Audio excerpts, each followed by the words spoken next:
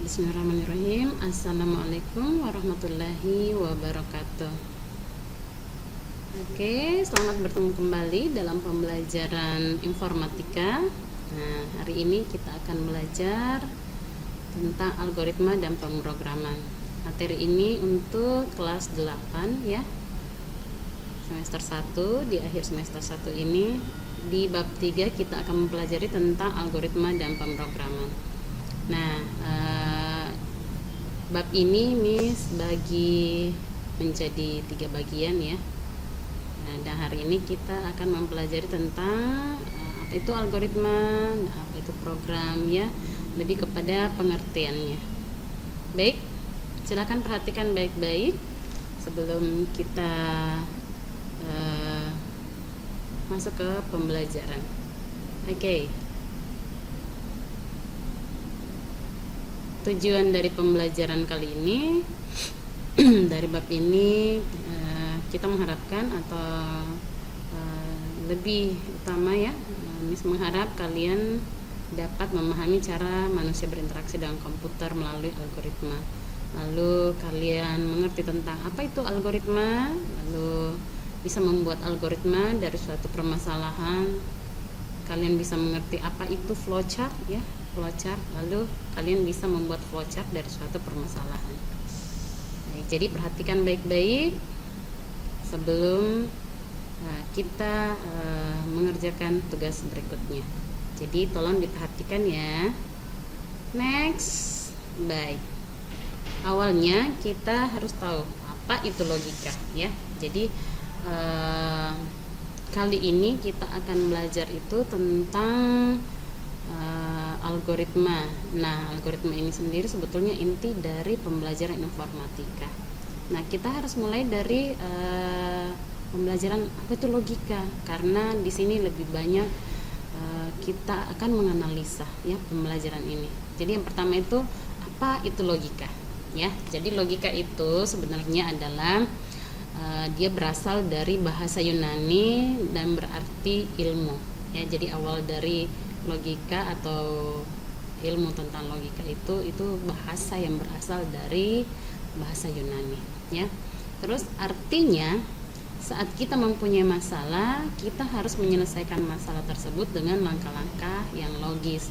Intinya logika adalah ilmu yang mengarahkan cara berpikir untuk melakukan kegiatan dengan tujuan tertentu dan berkaitan erat dengan algoritma. Oke, perhatikan itu baik-baik ya. Lanjut. Kita masuk ke algoritma. Nah, masuklah kita ke intinya, apa itu algoritma. Nah, algoritma itu sendiri itu adalah urutan atau langkah-langkah logis yang masuk akal ya bagi manusia dan efisien yang digunakan untuk memecahkan masalah. Algoritma disusun dengan pelaksanaan proses yang memiliki sederet instruksi logis yang dikerjakan oleh sebuah prosesor. Nah, terus siapa yang mengerjakannya? Nah, yang mengerjakan itu komputer. Jadi komputer itu merupakan salah satu pemroses ya. Nah, agar algoritma dapat dilaksanakan oleh komputer, maka algoritma tersebut harus diubah ke dalam suatu bahasa pemrograman hingga akhirnya dinamakan program gitu ya. Oke, jadi ingat baik-baik. Kita masuk ke sejarah algoritma. Oke anak-anak, jadi sejarah algoritma itu berasal dari nama seorang penulis buku. Beliau berasal dari kota Uzbekistan, namanya Muhammad Ibnu Musa Al-Khawarizmi. Nah, biasa orang-orang memanggil beliau itu dengan nama algoritma. Ya, jadi Al-Khawarizmi ini salah satu ilmuwan terkenal di zamannya. Sekarang sih sebetulnya ya. Nah, banyak cabang ilmu matematika berhasil ditemukan oleh beliau. Pada zaman dahulu, algoritma berkaitan erat dengan aturan-aturan atau tata cara aritmatika yang saat itu dapat menyelesaikan masalah yang menggunakan bilangan numerik Arab. Kayak gitu. ya. Jadi sejarahnya algoritma ini itu berasal dari nama Muhammad Al-Khawarizm yang biasanya dipanggil sama orang-orang waktu itu dengan nama algoritma. Jadi itu julukan ya. Oke. Nah, kita masuk ke dalam pemrograman. Nah, program, kalian harus tahu dulu apa itu program ya. Anak-anakku pasti sudah tahu banyak tentang program. Nah, program ini itu sebetulnya dia adalah kumpulan pernyataan komputer yang ditulis menggunakan bahasa pemrograman. Di sini sudah banyak nih contoh-contohnya ya, mewakili dari banyaknya program yang sudah ada. Ini adalah contoh-contoh program. Nah, ini yang biasanya yang paling sering kita lihat ataupun paling sering kita buka ya di tiap harinya. Nah, ini ada Word, ada PPT ya, kayak gitu. Itu semua sebetulnya aplikasi dari program. Nah, harus kalian bedakan atau harus kalian tahu apa itu perbedaan antara algoritma dan program ya. Jadi kalau program itu dibuat dari penggabungan antara algoritma dan bahasa yang kita gunakan sehari-hari.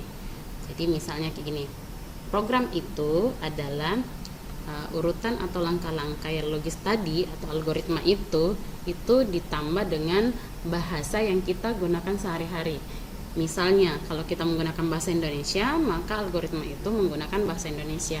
Kalau bahasa sehari-hari kita berbahasa Inggris, maka algoritma dan itu berbahasa Inggris juga, seperti itu ya. Jadi beda ya antara algoritma dan program. Kalau algoritma tadi itu urutan atau langkah-langkah logisnya, sedangkan program algoritma ditambah dengan bahasa.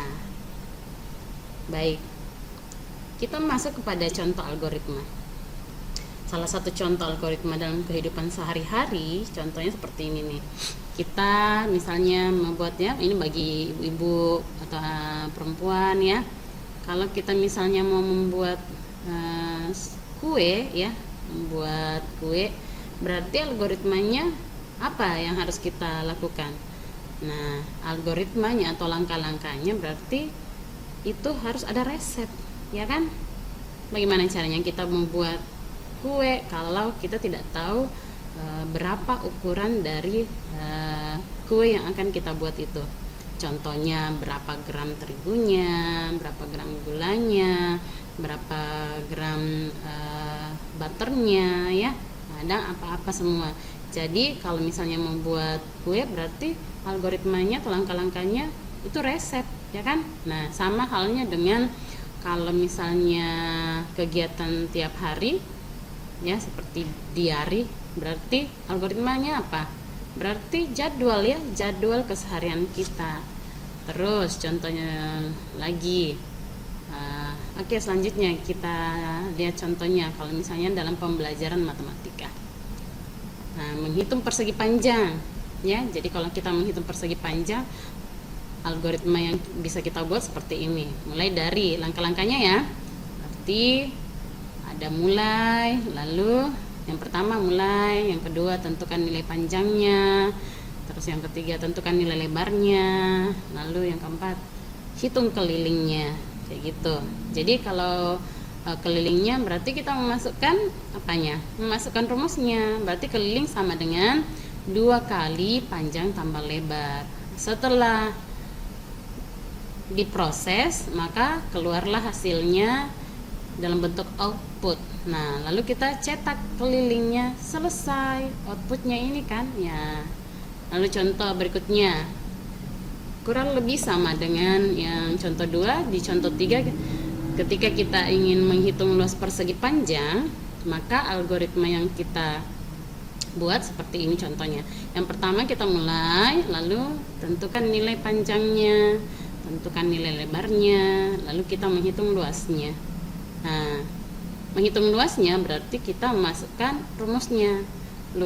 Luas sama dengan panjang kali lebar. Lalu diproses, keluarlah hasilnya. Nah, inilah outputnya, output dari luas. Setelah itu selesai. Nah, itu adalah contoh-contoh dari algoritma. Algoritma itu juga bisa kalian buat dalam bentuk diagram alir atau yang namanya flowchart ya. Jadi algoritma dapat dibuat dengan kalimat-kalimat atau diagram alir. Nah, ini. Oke, jadi perhatikan baik-baik. Ini adalah simbol-simbol dari flowchart ya. Simbol-simbol dari flowchart. Jadi notasi-notasi pada flowchart itu misalkan perkenalkan ada 6 yang akan kita pelajari ya. Dan sebisa mungkin kalian harus tahu simbol-simbol ini yang mewakili ini proses-proses apa saja. Yang pertama, oke. Yang pertama simbolnya namanya terminal atau terminator biasanya ya. Nah, bentuknya itu kayak elips kayak gini. Untuk apa? Nah, ini digunakan untuk menunjukkan awal dan akhir dari sebuah program. Jadi dia cuma dua fungsinya ya, menuliskan awal dan akhir atau start and dan end ya. Nah, awal dan akhir. Lanjut. Yang kedua, ada simbol namanya simbol persiapan. Dia simbolnya atau gambarnya persegi 6 seperti ini.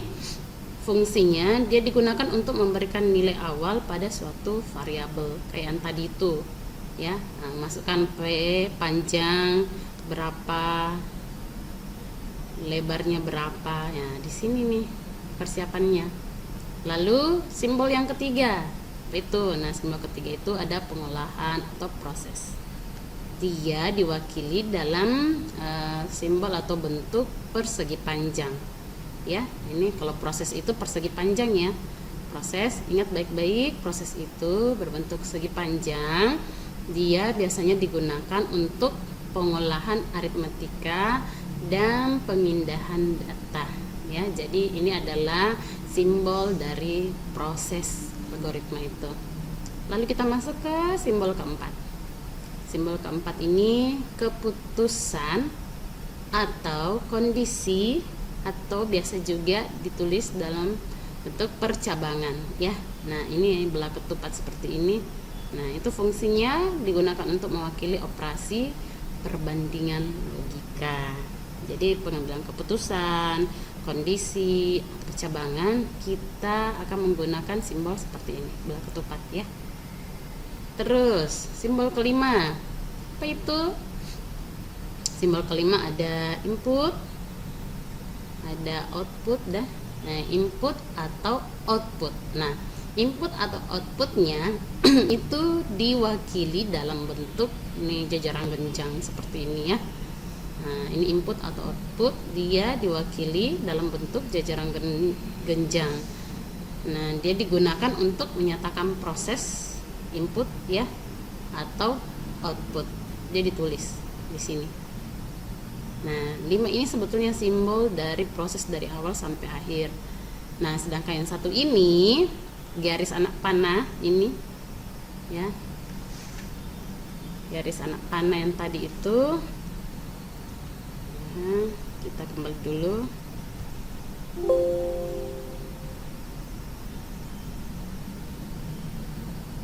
Baik, jadi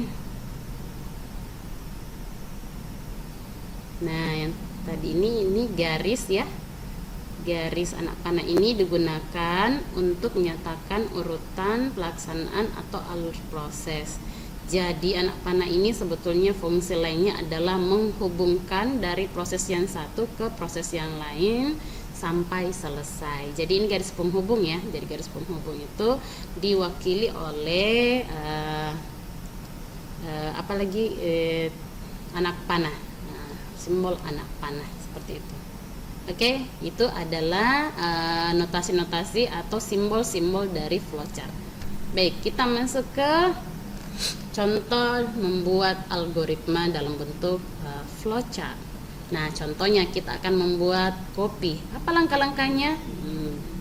Oke, jadi langkah-langkahnya itu seperti yang di samping ini. Kita yang pertama dalam bentuk elips ya. Itu kita tulis mulai, lalu ada anak panahnya yang menghubungkan ya ke proses selanjutnya, buka kemasan. Nih, ini persegi panjang seperti ini. Apa tadi itu simbolnya? Iya, betul ya. Lalu setelah itu tuang kopinya, itu proses semua ya, proses semua. Tuang kopinya ke dalam gelas. Setelah itu panaskan air hingga mendidih. Yang seperti ini, kalau jajaran genjang seperti ini itu apa? Nah, ini simbolnya kalau jajaran genjang itu berarti simbol data atau input ya. Di input. Lalu setelah itu panaskan airnya, itu proses ya. Nah, kalau persegi panjang ini proses, ini persegi panjang, persegi panjang, persegi panjang. Panaskan airnya. Nah, berarti ini simbol data. Lalu kita proses lagi, tuangkan air ke dalam gelas. Nah, setelah itu diproses lagi, diaduk hingga rata. Setelah itu selesai. Nah, ini adalah contoh algoritma yang dibuat dalam bentuk flowchart. Ya, baik. Nah, tugas kalian selanjutnya silahkan kerjakan ya di rumah, lakukan ini biar kalian bisa lebih memahami materi yang Miss kasih hari ini. Jadi tugasnya carilah contoh diagram alir lainnya di buku maupun di internet. Pelajari contoh diagram yang kamu temukan, kemudian coba kamu buat algoritma dan diagram alir lainnya untuk melatih kemampuan kalian ya. Setelah itu nanti di pertemuan selanjutnya Miss akan lihat dan tes sampai di mana pemahaman kalian tentang pelajaran hari ini. Baik, itu saja mungkin. Sampai ketemu di kelas, lalu kita akan bahas bersama. Iya. Untuk kisi-kisi PS silahkan lihat video selanjutnya. Terima kasih, sampai di sini dulu, dan jangan lupa kita sama-sama baca hamdalah untuk mensyukuri apa-apa yang telah Allah kasih kepada kita. Alhamdulillahirabbil alamin. Wassalamualaikum warahmatullahi wabarakatuh.